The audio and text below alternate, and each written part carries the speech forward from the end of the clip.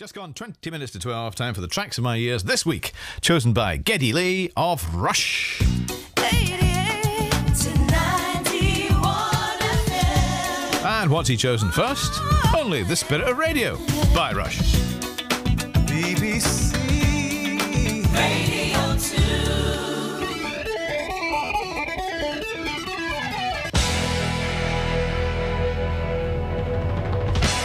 That was a track we did for our Permanent Waves album, and we wrote that in a little farmhouse in rural Ontario, Canada.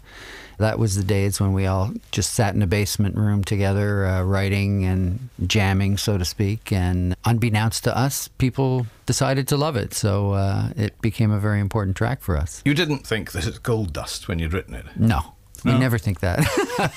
Been disappointed too many times.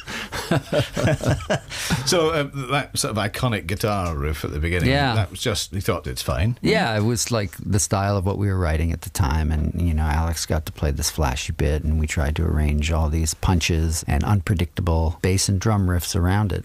But it has become, well, you know, an iconic track, hasn't it? It has, yeah. And in fact, it's actually been covered by a couple of different artists over the years. And one of them, a British band called the Catherine Wheel, they did a version of it that I recall. Do you ever tire of it? No, it's a great song to play because the fans really respond strongly to it, and it's got a good energy and everybody gets their hands up in the air, so it's a good way either to kick off or close the show. Right, we've kicked off the week with it, so that's good.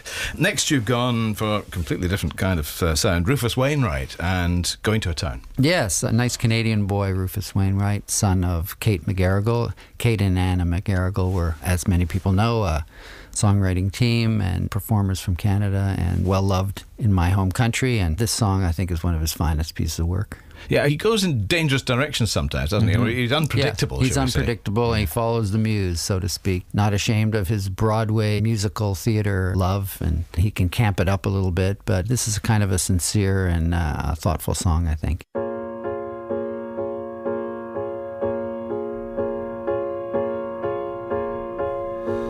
I'm going to a town that has already been burnt down.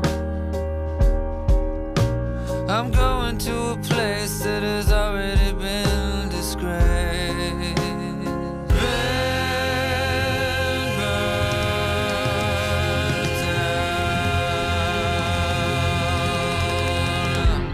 Rufus Wainwright, Going to a Town.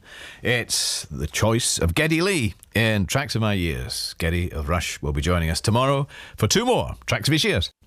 Yep, Geddy wants to hear the full version of Won't Get Fooled Again by The Who. BBC Radio 2.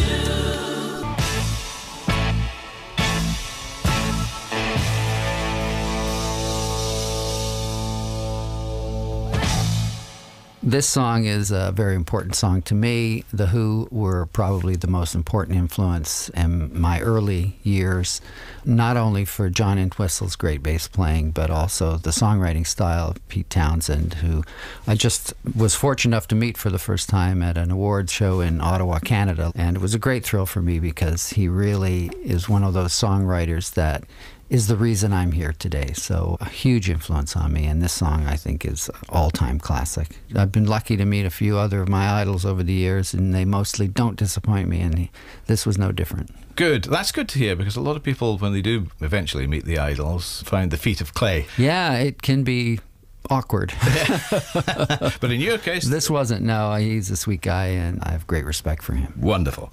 Next, we've got White Winter Hymnal from Fleet Foxes. Yeah, Fleet Foxes are a band I got turned on to a few years ago, and I think they're one of the real interesting musical entities going today.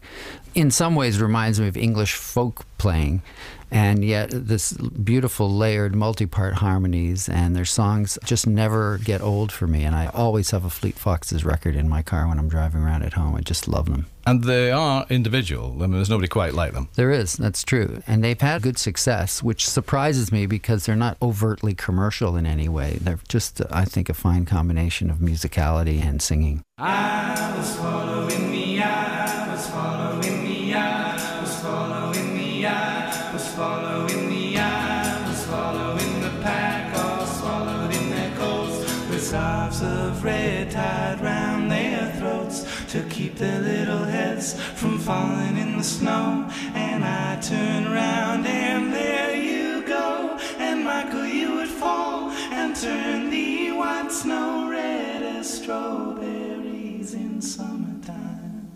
Fleet Foxes with White Winter Hymnal, chosen by Geddy Lee of Rush. He chooses more tomorrow. Geddy Lee of Rush. And the first track today is Jeff Buckley with Grace. BBC Radio 2.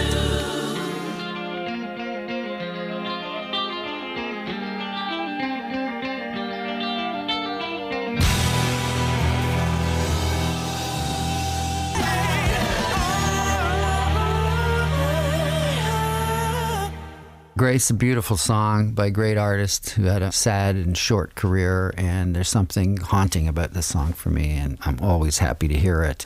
Always feels a bit bittersweet to know about his tragic story, but from a great musical family, and this is a song I hope will live on.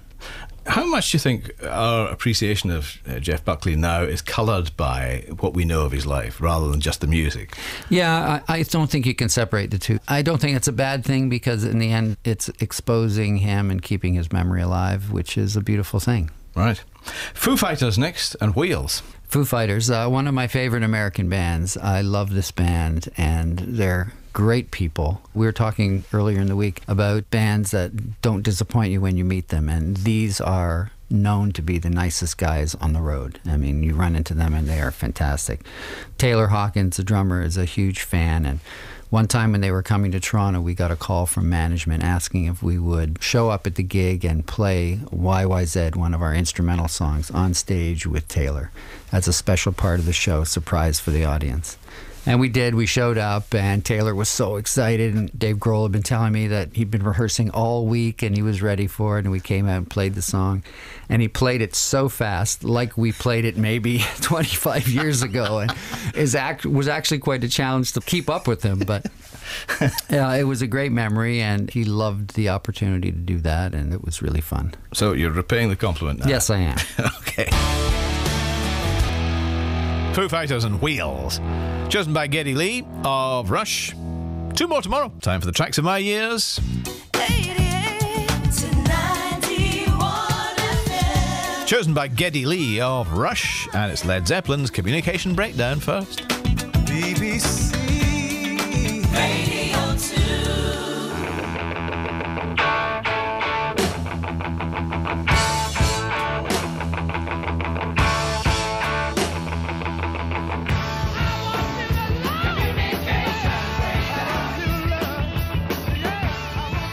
Led Zeppelin were an important band in my personal musical history, just in terms of the fact that I heard them first live in Toronto in 1969. And it was one of the few times the three of us, original drummer John Rutsey and Alex Lifeson and myself, went to a show together, lined up all day to this place called the Masonic Temple. It was Mighty Monday. It was an early September day. And it was just one of the most amazing shows I'd ever seen. And then when the album came out, I remember cracking the seal and putting it on, and the three of us listening to this song. And it was just like no music we'd ever heard before. Robert Plant's voice and Jimmy Page's incredible guitar. And it just left an impact that changed the way we viewed music. But of course, your own voice is comparable to Robert Plant's. Oh, yeah, he was a huge influence on me. Him and Roger Daltrey from The Who, and John Anderson from Yes, and even Stevie Marriott from Humble Pie, Small Faces days. Those guys had a big influence on my vocal style early on, for sure. How difficult is it to keep the voice in trim? Do you have to work hard at it? Or? Yeah, it's hard. It gets harder, I imagine, It gets harder, yeah. You have to pace your gigs. We don't do back-to-back shows anymore. Because our shows are about 3 hours anyway in length, back-to-back show is a non-starter for me now. And I have to go on a kind of a diet and watch what I eat and drink. I'm very paranoid during a tour, too, of getting a chill because it's, a singer's worst nightmare. Yeah, you don't want that. Yeah, you don't want that. So no spicy food, no dairy products, boring existence. Well, you see, the rock and roll lifestyle. That's right. Next one is Radiohead with No Surprises. Radiohead is an interesting pairing. I'm glad you put these two together because there's a tradition that I consider to be progressive hard rock. And really, to me, The Who and Zeppelin were the early versions of progressive hard rock. It was hard rock that had a different sound and more interesting stuff going on in it.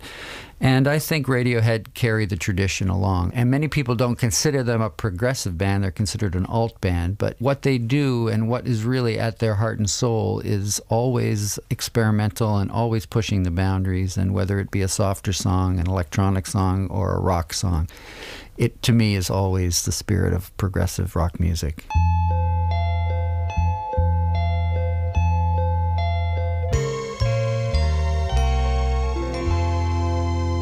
Geddy Lee's choice, Radiohead.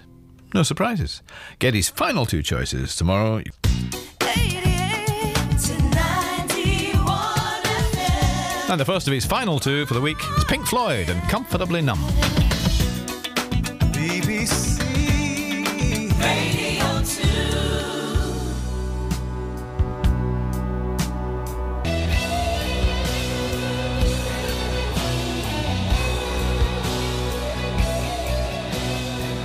Pink Floyd, again, one of the bands that influenced me greatly when I was younger, and this song features one of the greatest guitar solos in the history of rock, I think. David Gilmour is just singing through his guitar in such an emotive way, and this is a song that talks about something many people in rock have lived through, you know, post-success and feeling like you've lost touch with the urgency of life. Just a terrific song, I think.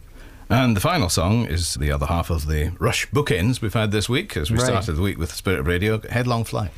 Yeah, this is great. I'm glad you're playing this song. We're very excited about the new album. It was written over a kind of 1.5 to 2 year period, and this is one of the more adventurous tracks on the record, a song that is part of a story. The album has a story to it. The album's called Clockwork Angels, and there's an interesting character that we tell his life story. And this is a stage of his life where he's looking back over the good and bad of his life and his influences and his turmoil. And yet he's still saying at the end, I wish I could do it all again. And something for us to take from that, really, isn't it? Well, I think so, yeah. I mean, I think we go through our lives, you make mistakes, and you can't beat yourself up about it. You move on and you learn from it. Right. Next year, there's a big tour happening for you. That's right. We said earlier in the week that you don't do back-to-back dates anymore, but you do still do the big tours. Yes, we do. We're starting in America in September, and we're going to be over here in Europe in May and June next year. And it's going to last quite a long time, but that's because you don't want to cram everything into a short space. That's right. We move slowly and carry a big stick. It's lovely to see you here. Thank you, Ken. It's great Thank to be you so here. much.